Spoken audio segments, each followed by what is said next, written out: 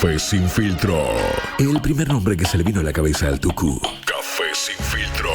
Un nombre como cualquier otro.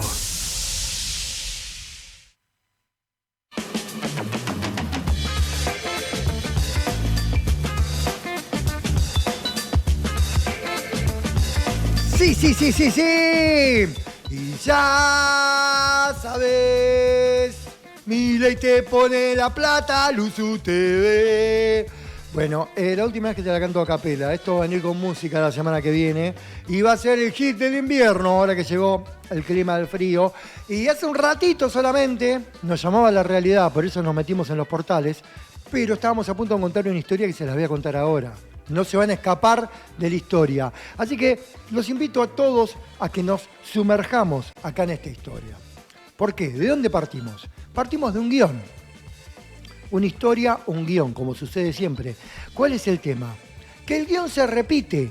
Se repite, si nos sentamos a pensar, a mirar para atrás, el guión se repite y pasa, por ejemplo, en caso de horóscopos. Vos decís, ¿cómo es el horóscopo? Se escribe una cantidad de horóscopos y con el correr de los años o de los meses se vuelve a repetir ese mismo horóscopo, se rota.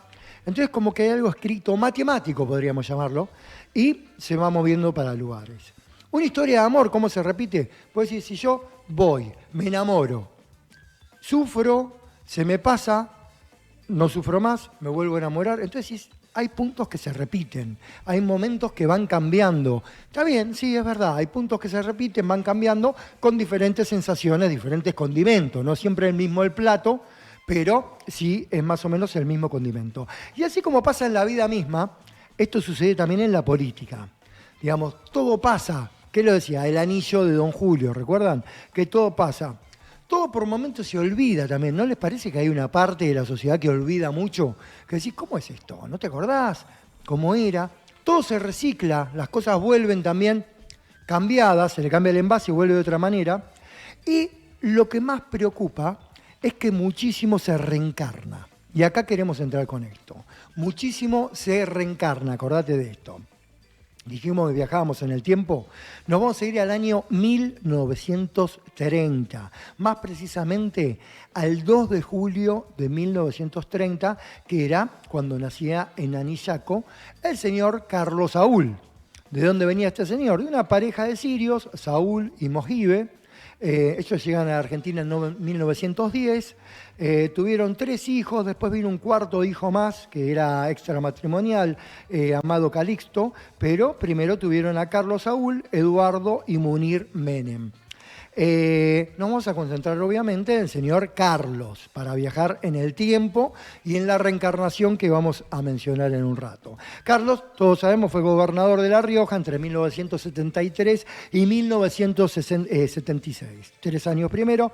Después estuvo preso 1 año y medio durante la dictadura militar. Volvió a ser gobernador al regreso de la democracia desde 1983 hasta 1989, cuando es proclamado presidente de la Nación y dura durante 10 años en el cargo, ya que hace un mandato de 6 años, reforma la Constitución y concreta un mandato más de 4 años y de esta manera completa los 10 años de mandato.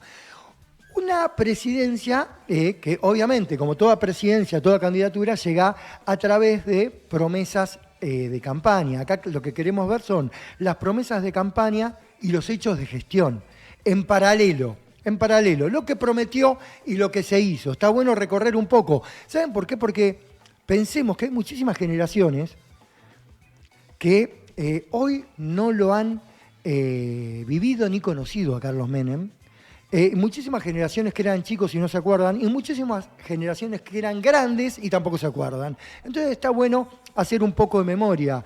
Su spot de campaña lo tenemos aquí nosotros. Sabemos que era lo que él decía, lo que él prometía, todo armado bajo, digamos, unos spots increíbles detrás de un tipo carismático, porque no podemos dejar de acordarnos que era una persona muy carismática. Y su spot decía lo siguiente. Para que los argentinos dejemos de ser víctimas de la especulación. Revolución productiva. Pan en todas las mesas. cambiar la historia, Menem presidente. Terrible, terrible, Menem. Hablamos acá de revolución productiva, esta promesa básica, de la mano del síganme, no los voy a defraudar. Bueno, el hecho real, vamos a los papeles, lo que sucedió. Se redujo a la mitad la población industrial en aquel momento, con el no los voy a defraudar. La desocupación alcanzó parámetros de 2 dígitos, que hasta ese momento no lo había, llegando a lugares que nunca había llegado. La verdad que la frase de campaña decía, por los niños pobres que tienen hambre, por los niños ricos que tienen tristeza, por la justicia que hace falta, por los viejitos sin presente, entre otras cosas, decía mucho más, ¿no? El hecho es que, si hablamos de justicia, nombró 5 jueces de los 9 que había en la Corte Suprema. Esto me hace recordar a algún presidente que hubo más cercano, más contemporáneo, nombrando jueces a dedo para tirar la balanza para su lado. La deuda externa en aquel momento, cuando asume el señor Carlos Menem, para quien no lo conoció, quien no lo recuerda, era de 65.000 millones de dólares. Cuando él termina su mandato era de 151.000 millones de dólares. La criminalidad, porque va todo de la mano, se duplicó. Les quiero nombrar algunos parámetros nada más. Cuando en 1990 apenas asumió él, los delitos eran de 560.000 delitos anuales. Cuando él se va en el 99 era de 1 millón de delitos anuales. Delitos de todo tipo hablamos, ¿no? Una vez en el poder, estando esta persona que se hacía llamar peronista, hizo alianzas con antiperonistas y con la ultraderecha, digamos. Alrededor cantidad de negocios turbios, venta de armas, corrupción, voladura de Río Tercero, la guerra en el Golfo, los atentados a la Embajada Real de Israel y a la AMIA, que fueron aberrantes. De esta manera lastimó este hombre de derecha disfrazado de peronista. Era un hombre que lastimó mucho, pero era un carismático populista, como llaman, que lastimó al país y prometió todo lo que no hizo e hizo todo lo que no prometió. Así que este es el primer viaje donde nos vamos sumergiendo, como para que sepan plantar la base para quienes no lo conocieron, quienes no lo recuerdan y quienes no lo quieren recordar también, porque hay mucha gente que ya era grande, tenía uso de razón, pero no lo recuerda lo que pasó. Parece como que pasa el tiempo y la gente se olvida.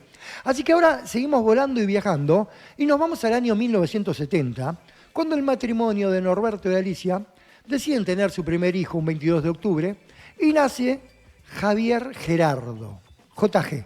Javier Gerardo Milei, que más tarde tuvo su hermanita Karina. Este hombre que se fue formando, fue creciendo y hoy lo conocemos como es el hombre de la extrema derecha por un lado. En otros lados es el hombre de la derecha literaria, como llaman. En otros lados el liberal libertario.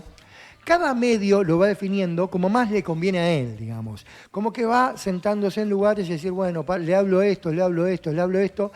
Pero la cosa es que el tipo es un conservador populista. Acá vamos encontrando parámetros muy parecidos a lo del señor Carlos Saúl, si lo vamos viendo. Y para las nuevas generaciones que sepan quién es don Carlos, quién fue don Carlos Menem y quién es el Javier Milei contemporáneo de hoy, que mucha juventud tiene pensado votar. Estamos viendo en nuestra placa cómo se va dando la transformación. Están muy cerca de esas patillas, como van creciendo, se está transformando Milei en Carlos Saúl, ¿no? Así que buscando la aceptación desde el odio y el no hacer, porque hay una gran cantidad de no hacer nada en esto de lo que hablamos. Este otro populista también le habla a una parte de la sociedad que está esperando escuchar lo que él está diciendo.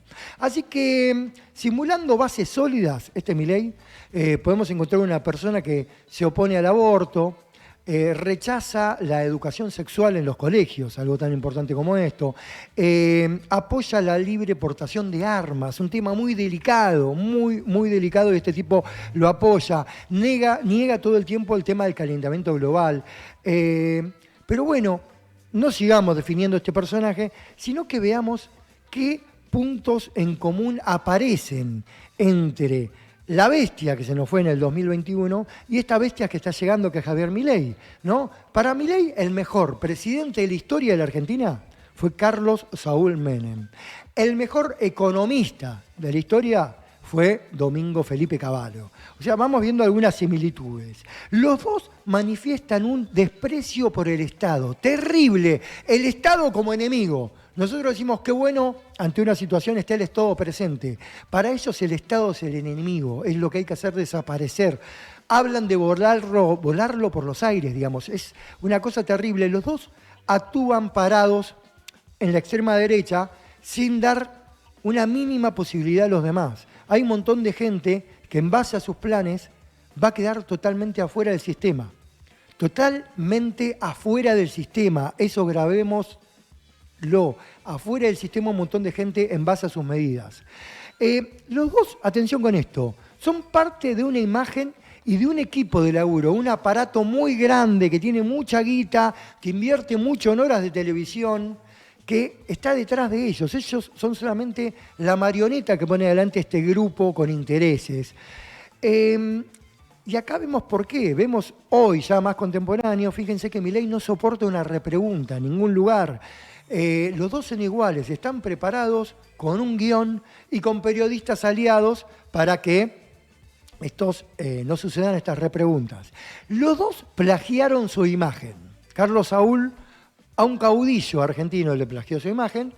Milei le plagió su imagen y toda su estética a un economista de afuera. El más viejo convenció a un país con mentiras. El más joven está intentando lo mismo. Estos dos plagiadores los podemos seguir enumerando, pero hasta pasado mañana podemos seguir enumerando cosas en común. Pero como ya lo mencionamos al comienzo, la historia se repite, el guión ya está escrito, pero todos nos equivocamos porque pensamos que en febrero la bestia del mal había partido.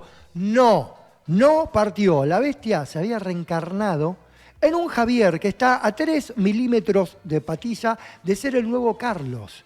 O sea que, digamos, un mismo grupo, un mismo aparato siempre preparando para atentar contra el pueblo argentino. Grabemos esto, preparado para atentar contra el pueblo argentino. Cuidado, les digo, porque la bestia no se fue. La bestia se reencarnó. Cada uno tendremos la posibilidad de darle dirección a nuestra propia historia, si le damos vida o no a la bestia, pero por lo pronto, Carlos Menem, Javier Milei, la reencarnación de la bestia ya está entre nosotros.